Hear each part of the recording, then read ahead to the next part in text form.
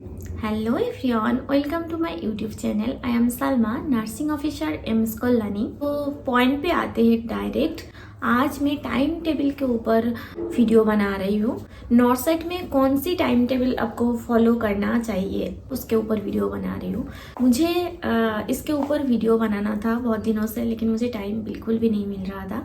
आज मैंने सोचा ड्यूटी जाने से पहले आप लोगों के लिए मैं ये वीडियो बना लूँ।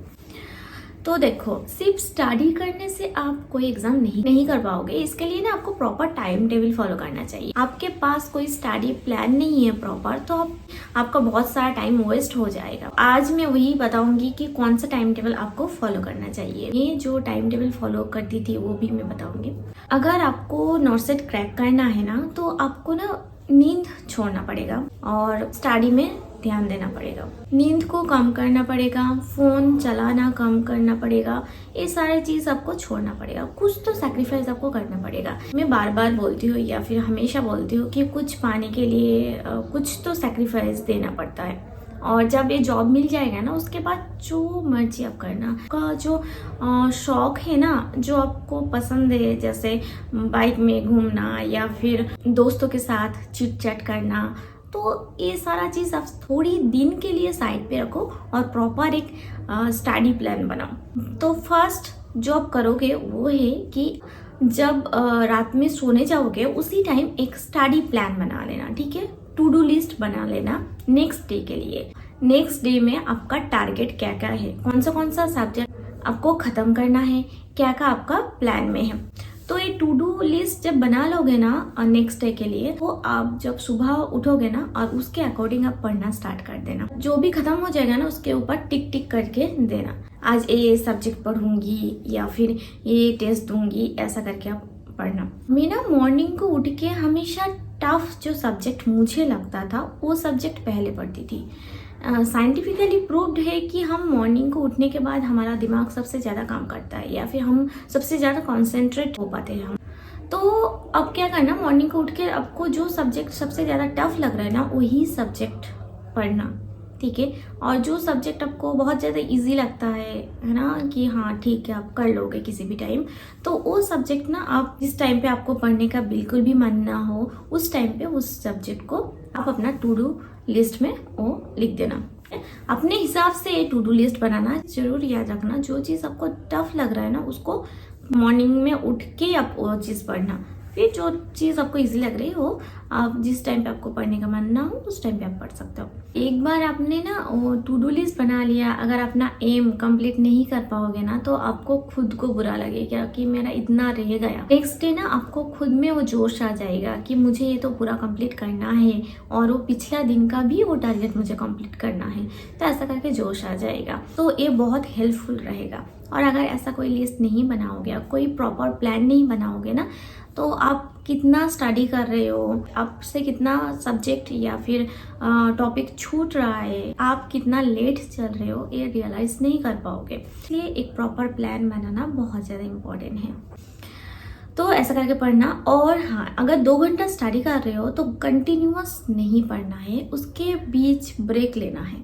अब कंटिन्यूअस पढ़ोगे ना, मॉर्निंग में चाहे हमारा कितना भी कंसंट्रेशन ठीक रहे, लेकिन फिर भी कंटिन्यूअस 2 घंटा कोई भी इंसान नहीं पढ़ सकता है।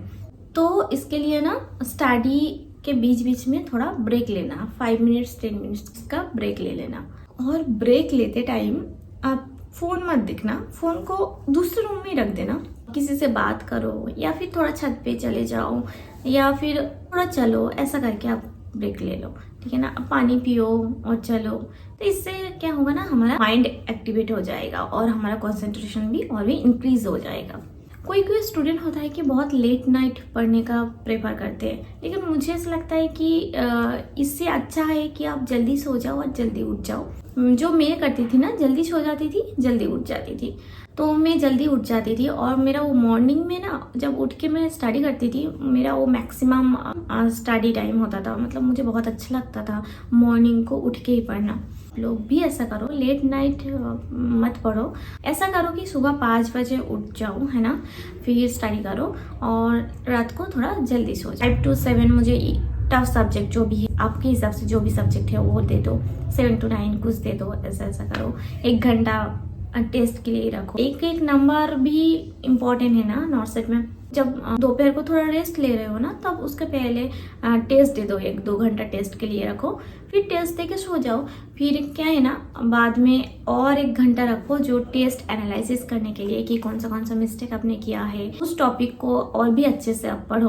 तो टेस्ट को एनालिसिस करना भी जरूरी है कि आपने क्या क्या मिस्टेक किया है और किस लिए आपका नेगेटिव हुआ है क्वेश्चन, या फिर नंबर क्यों कम हुआ है। मेरे हिसाब से आप जितना मिस्टेक करोगे ना टेस्ट में, उतना ही आप इम्प्रूव करोगे। ऐसा मत सोचो कि टेस्ट में मेरा बहुत ज़्यादा कम नंबर आ रहा है, क्या होगा। डिमोटिवेट बिल्कुल भी मत होना, क्योंकि ऐसा ही होता है लाइफ में। अगर हम कोई गलती करते हैं ना, वो दोबारा हमसे कभी रिपीट नहीं होता है। मतलब हम उससे कुछ सीखते हैं। तो ऐसे ही टेस्ट में ना कुछ अगर गलती करोगे ना, वो क्वेश्चन दोबारा आ जाएगा ना, आप देखोगे वो क्वेश्चन तो आपसे गलत कभी नहीं होगा। तो इसलिए टेस्ट को एनालिसिस करो, और गलती अगर हो रहा है ना तो उससे बिल्कुल भी मत घबराओ। सब ठीक है, गलती से ही आप सीखोगे और आप इम्प्रूव करते रहोगे। और क्या करोगे, अगर ग्रुप स्टडी कर रहे हो तो ठीक है, दोस्तों को टीच करो। कोई नया कॉन्सेप्ट सीख रहे हो तो आप अपने दोस्त को सिखाओ, और मतलब एक दूसरे को सिखाते रहो ऐसे। और अगर ग्रुप स्टडी नहीं कर रहे हो, अगर अकेले स्टडी कर रहे हो, तो खुद को ही टीच करो। जो जो आपने पढ़ा है, जो जो आपने सीखा है, उसको दोबारा अपने आप में रिकॉल करो।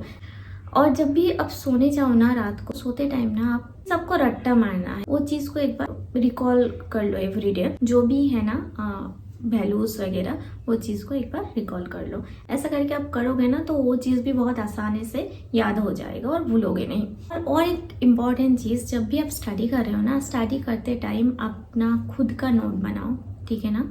आपने क्या सीखा है इस चीज़ से, इस टॉपिक से, या फिर इस सब्जेक्ट से, इसके लिए अपना खुद का नोट बनाओ। तो एग्ज़ाम के पहले ना वो छोटा सा नोट आप रिवाइज कर लोगे, आपका पूरा सब्जेक्ट रिवाइज हो जाएगा।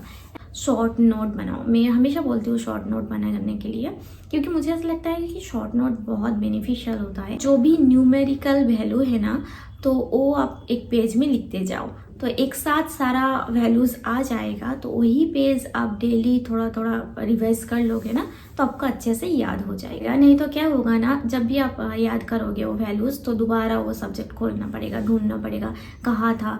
तो आप ना वो वैल्यूज़ कंपेयर करके बहुत इजीली याद कर पाओगे। ऐसा करके आप लोग स्टडी करो। होप सो ये बहुत बेनिफिशियल होगा आप लोगों के लिए। और मिलते हैं हम नेक्स्ट ऐसी ही कुछ वीडियो के साथ।